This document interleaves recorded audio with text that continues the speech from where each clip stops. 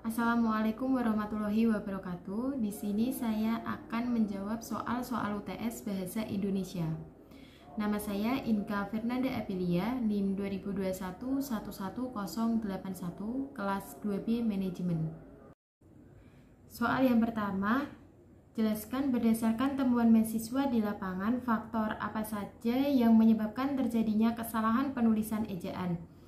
Berikan contoh kesalahan ejaan yang sering muncul. Jawab, faktor yang menyebabkan terjadinya kesalahan ejaan adalah kurangnya penguasaan kaidah penulisan ejaan, kurang ketelitian dalam menulis, dan keterbatasan waktu dalam pembelajaran menulis.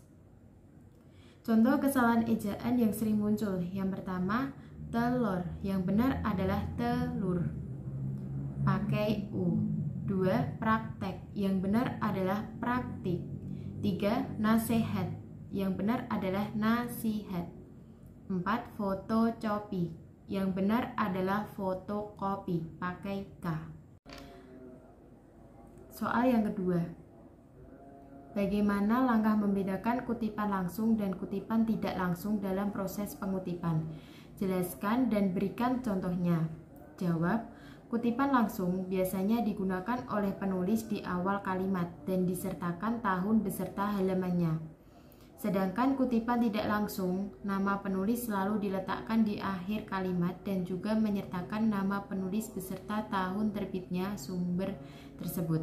Contohnya, kutipan langsung yaitu menurut Pati 5 tahun 2013.24, mahasiswa dianjurkan sejak awal untuk menentukan metode seperti penelitian apa yang akan digunakan pada penelitian skripsi, tesis, dan disertasi.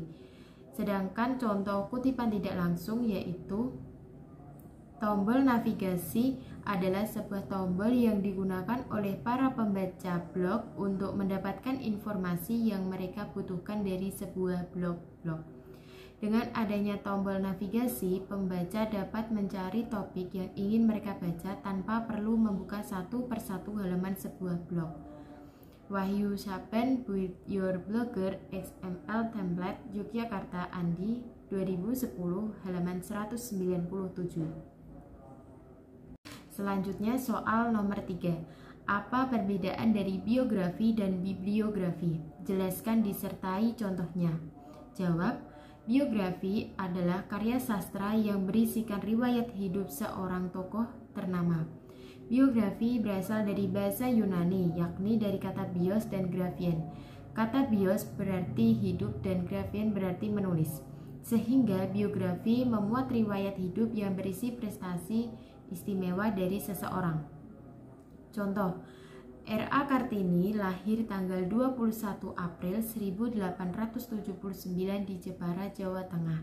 R.A. Kartini lahir di tengah-tengah keluarga bangsawan Jawa.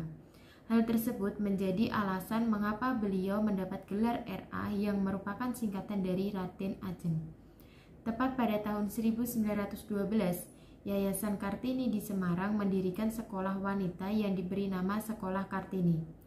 Kemudian, berkat jasa-jasa R.A. Kartini, Presiden Soekarno sendiri saat itu mengeluarkan instruksi berupa Keputusan Presiden Republik Nomor 108 Tahun 1964 pada tanggal 2 Mei 1964, yang mana keputusan tersebut menetapkan R.A. Kartini sebagai pahlawan kemerdekaan Indonesia. Sedangkan bibliografi atau daftar kepustakaan adalah sebuah daftar yang berisi judul buku, artikel, bahan-bahan penerbitan dengan sebuah karangan atau sebagian dari karangan yang sedang digarap. Susunan penulisannya yaitu yang pertama nama pengarang, kedua tahun terbit, 3 judul buku, 4 tempat terbit, 5 nama penerbit. Contohnya yaitu yang pertama, Setiabudi A.N. merupakan nama pengarang, 1985 merupakan tahun terbit, Cakrawala Nusantara merupakan judul buku, Jakarta merupakan tempat terbit, Gramedia merupakan nama penerbit. Contoh yang kedua, Depdikbud merupakan nama pengarang, 1989 merupakan tahun terbit, Kisah Penulisan sebagai Pahlawan merupakan judul buku, Jakarta merupakan tempat terbit. Balai Pustaka merupakan nama penerbit. Selanjutnya soal nomor 4. Apa perbedaan makna antara kata pukul dan jam jika dilihat dari penggunaan untuk menunjukkan kata pergantian waktu? Jelaskan disertai dengan contoh kalimatnya. Jawab. Jam digunakan untuk menunjukkan masa atau jangka waktu. Contohnya, Ana berangkat ke sekolah dengan mengendarai sepeda memakan waktu 1 jam. Sedangkan pukul digunakan untuk menunjukkan saat atau waktu di mana peristiwa akan terjadi. Contohnya, Ana selesai belajar pada pukul 9 malam. Soal nomor 5. Bahasa berdasarkan hakikatnya merupakan sistem bunyi bermakna. Jelaskan pernyataan tersebut dan apa kaitannya antara sistem bunyi bermakna dengan penggunaan bahasa. Jawab, bahasa merupakan sistem bunyi bermakna seperti A, I, U, E, O, dan susunan huruf-huruf abjad lainnya. Jika huruf-huruf tersebut disusun akan menjadi sebuah kata dan kata disusun akan menjadi kalimat. Jika kata dan kalimat yang tersusun ini memiliki makna, inilah yang disebut bahasa. Sistem bunyi bermakna dengan penggunaan bahasa sangat ada kaitannya, karena bahasa tidak akan ada tanpa adanya susunan sistem bunyi. Adanya seseorang itu berbahasa, ia telah memahami susunan bahasa yang biasa kita sebut dengan kata atau perkataan. Selanjutnya nomor 6, mengapa sering terjadi kesalahan penulisan tanda koma? Jelaskan disertai 5 contoh kesalahan tersebut. Jawab, banyak terjadi kesalahan penulisan tanda koma karena banyaknya ketidaktahuan bagaimana fungsi penggunaan tanda koma. Yang pertama, tanda koma berfungsi untuk memisahkan perincian atau pembilangan. Contoh, ibu belanja beras, minyak goreng dan tepung. Yang benar yaitu ibu belanja beras, minyak goreng, dan tepung. Kedua, tanda koma dipakai sebelum kata hubung atau konjungsi. Contoh, rumah ini bukan milik saya, melainkan milik adik saya. Yang benar yaitu rumah ini bukan milik saya, melainkan milik adik saya. 3. Tanda koma dipakai untuk memisahkan anak kalimat yang mendahului induk kalimat. Contoh, jika tidak hujan, saya akan datang. Yang benar yaitu jika tidak hujan, saya akan datang. 4. Tanda koma dipakai sebelum dan sesudah kata sapaan. Contoh, hai apa kabar? Yang benar yaitu hai, apa kabar. Kelima, tanda koma dipakai di antara nama orang dan singkatan gelar akademisnya.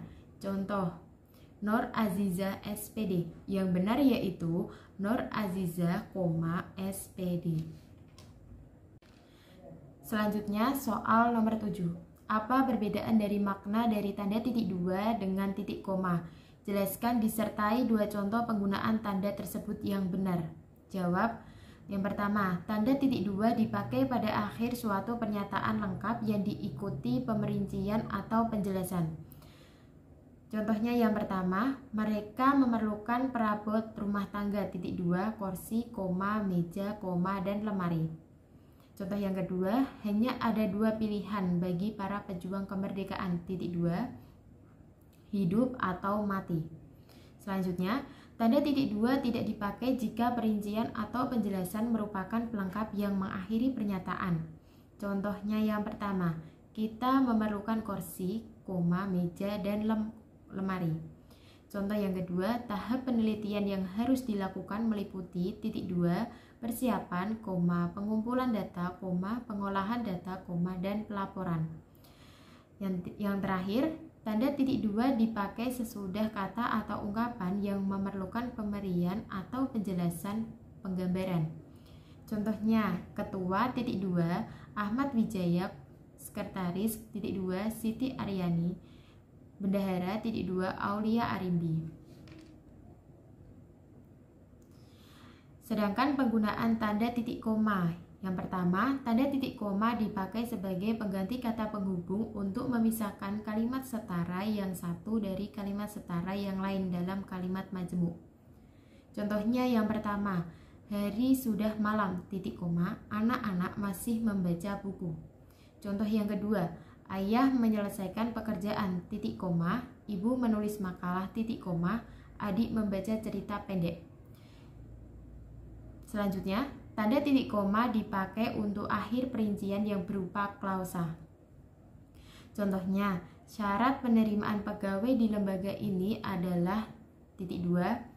Berkewarganegaraan Indonesia, berijazah sarjana S1, berbadan sehat, dan bersedia ditempatkan di seluruh wilayah negara Kesatuan Republik Indonesia. Yang terakhir, tanda titik koma dipakai untuk memisahkan bagian-bagian pemerincian dalam kalimat yang sudah menggunakan tanda koma. Contohnya yang pertama, ibu membeli buku, pensil, dan tinta, baju, celana, dan kaos, pisang, apel, dan jeruk. Contoh yang kedua, agenda rapat ini meliputi pemilihan ketua, sekretaris, dan bendahara, penyusunan anggaran dasar, anggaran rumah tangga, dan program kerja, dan pendataan anggota, dokumentasi, dan aset organisasi. Soal nomor 8, jelaskan mengapa sering terjadi kesalahan penulisan huruf miring. Berikan contoh kesalahan tersebut disertai dengan pembenarannya. Kesalahan pada penulisan huruf miring terjadi karena kurangnya pemahaman tentang kaidah pemakaian huruf miring atau dapat juga disebabkan kurangnya ketelitian penulis. Perlu diingat juga bahwa dalam tulisan tangan, huruf atau kata yang akan dicetak miring diberi satu garis di bawahnya. Contohnya yang salah, majalah Pujangga Baru menggelorakan semangat kebangsaan. Yang benar yaitu majalah Pujangga Baru garis bawah dicetak miring menggelorakan semangat kebangsaan. Selanjutnya soal nomor 9. Jelaskan bentuk kesalahan penulisan konsonan dan vokal pada karya tulis ilmiah.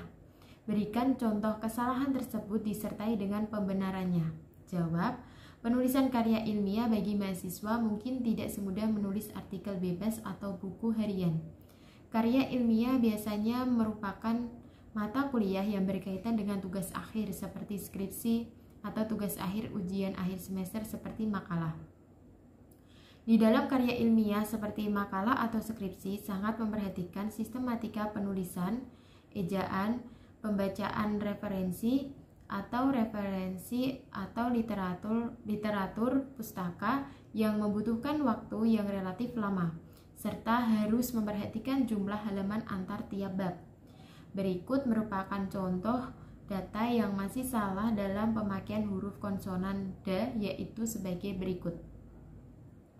Podo moro, seharusnya pada marah. Pemakaian frasa masih salah karena terdapat kesalahan pemakaian huruf vokal, yaitu terlihat dari penulisan frasa podo moro. Karena penulisan tersebut menggunakan fonem konsonan do. Frasa tersebut menjadi benar sesuai dengan ejaan bahasa Jawa yang disempurnakan apabila pada konsonan do tersebut diganti dengan fonem konsonan da. Maka frasa podomoro seharusnya ditulis dengan pada marah yang artinya berdatangan. Cukup sekian dari saya, mohon maaf jika ada kata yang salah atau kurang berkenan, saya mohon maaf. Terima kasih. Wassalamualaikum warahmatullahi wabarakatuh.